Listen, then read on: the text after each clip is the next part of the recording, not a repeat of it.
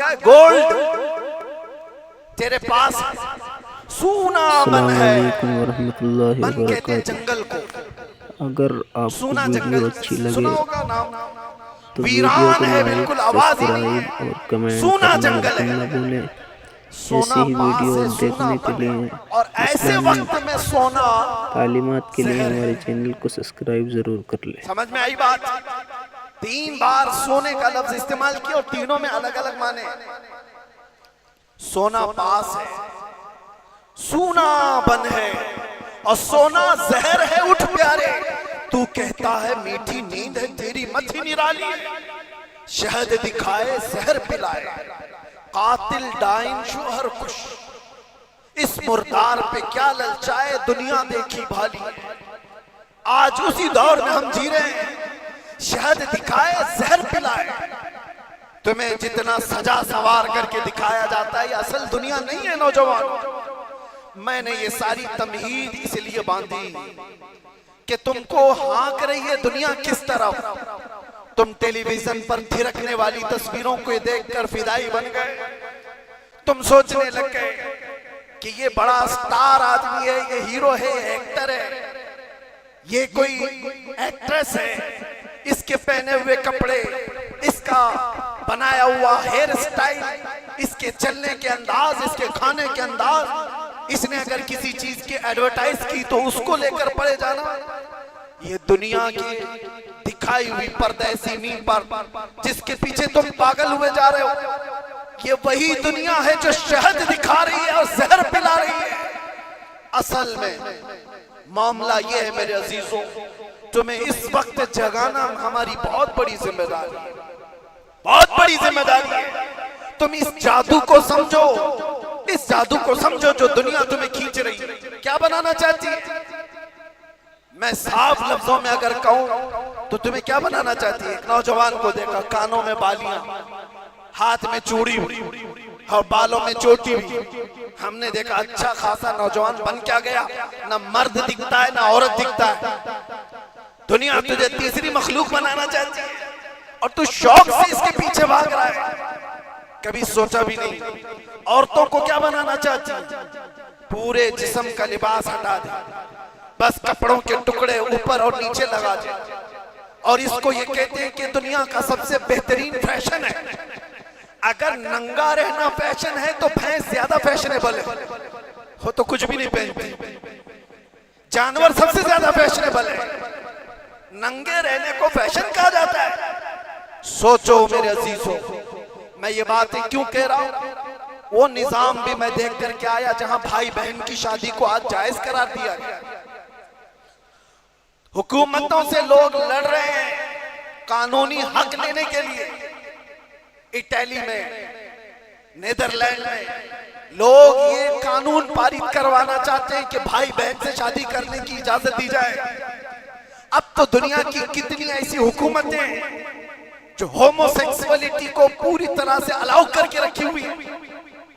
मर्द मर्द से शादी कर सकता है, औरत औरत से निकाह कर शादी कर सकती है, माँ बेटे के साथ चाहे तो रह सकती है, बाप बेटी के साथ चाहे तो रह सकता है। इसको फ्रीडम कहा जाता है। मेरे अजीजों, जानवरों से भी ज्यादा जलील तुम्हें बनाना चाहती है दुनिया। इसलिए मैं कह रहा हूं, उठो वो घर ना हश्र ना होगा फिर कभी। दौड़ो के जमाना चाल अपनी चल गया। तुम्हारे पास अब एक ही इलाज है, एक ही इलाज है, एक ही इलाज है।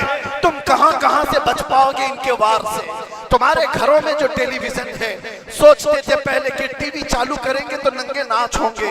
अब वो जमाना भी गया। इस दुनिया ने तुम्हारे हाथों में पहुंचाया।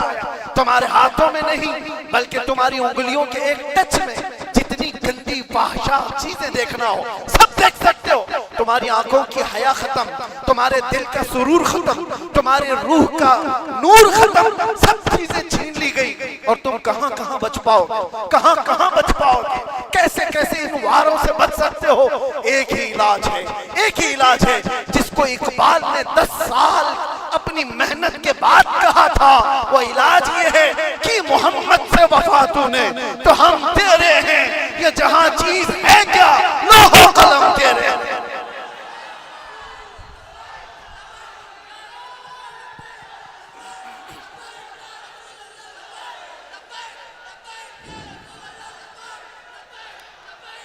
हर आफत, हर फितने से हिफाजत चाहते हो, एक साथ के पास आ जाओ।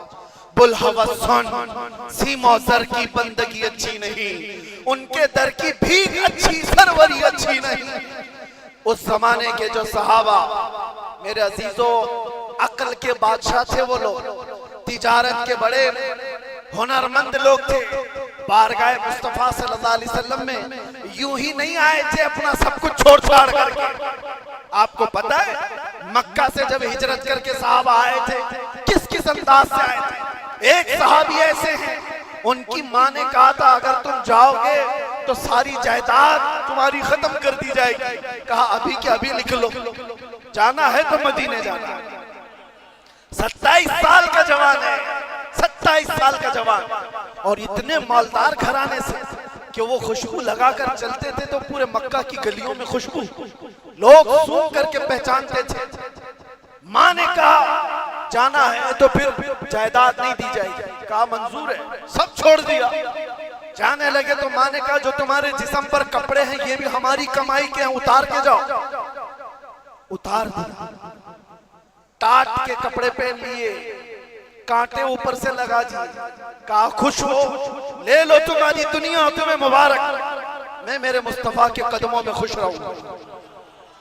निकल गए तो इतने पर भी काफी नहीं, पैसे वाला घराना था। माँ और बाप और उनके खानदान ने पैसे देकर गुंडों को खरीदा और कहा हमारा बेटा मदीने निकला हुआ है, बीच रास्ते में उसको पकड़ो, इतना मारो कि वो वापस आ जाए। माँ और बाप अपने बेटे को मारने के लिए गुंडे भेजे और वो गुंडे आए, नौजवान को इतना मारा कि नाक फट गई थी, पूरा खून खून हो गया, चलने के काबिल भी नहीं रहा। वो डाकू और गुंडे थक गए और कहा कि चल वापस चला जा अपने घर, हम मारना छोड़ देंगे। उस नौजवान ने कहा अब तो तुमने और भी मुश्किल कर दिया है, और भी मुश्किल कर दिया है। इस दर्द को सहने के बाद अगर मैं वापस चला गया तो मुझसे बड़ा बुज़दिल कौन होगा। अब तो मैं वापस नहीं जा सकता। 9 दिन का लंगड़ लगड़ करके सफर किया, मदीने पहुंचे। अल्लाहु अकबर, कौन सी चीज थी जो उनको इस तरह खींची खींची लाती थी। मार भी खाया, जायदाद भी छोड़ी, घर भी छोड़ा, वालिदैन भी। और इधर साहबा कहते मगरिब का वक्त था, अजान हो चुकी थी, सब मस्जिद नबवी की तरफ जा रहे थे। मेरे आका सल्लल्लाहु अलैहि वसल्लम मस्जिद के बाहर है। अचानक हुजूर तशरीफ लाए बाहर, तो साहबा भी बाहर। हुजूर अपनी गर्दन ऊंची कर करके किसी का इंतजार कर रहे हैं। साहबा ने पूछा या रसूलुल्लाह कोई कबीला आ रहा है, कोई खानदान आ रहा है? हुजूर ने फरमाया नहीं, मेरा एक दीवाना मेरी मोहब्बत में मार खा के आया। हाय जिस दिन मेरे आका ये कह दे तो उसकी मेराज। अब सारे सहाबा ने देखा नौजवान लगड़ते लगड़ते आ रहा है, जख्मों से चूरे। जैसे ही वो करीब आए मेरे आका ने अपनी चादर उठाई और उनको डाल दिया, और वो जख्मों से चूर जो लगड़ाते हुए आए नौजवान सहाबी हैं, मुस्कुरा दिए और कहा मुझे चादर मिलने के बाद ऐसा लगा कोई जख्म ही नहीं था, कोई मार ही नहीं थी। इसी को हम कहते हैं या रसूल अल्लाह, हर सितम हर मुसीबत गवारा है, एक बार तुम कह दो कि तू हमारा है।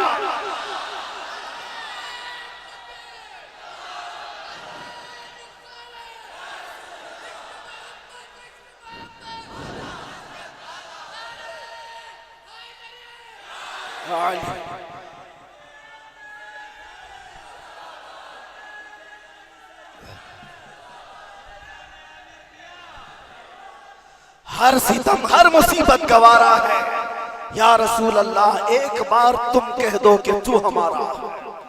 मेरे नौजवानों, इस बात पर जीना शुरू कर दो, जिंदगी बड़ी आसान हो जाएगी, बड़ी आसान हो जाएगी।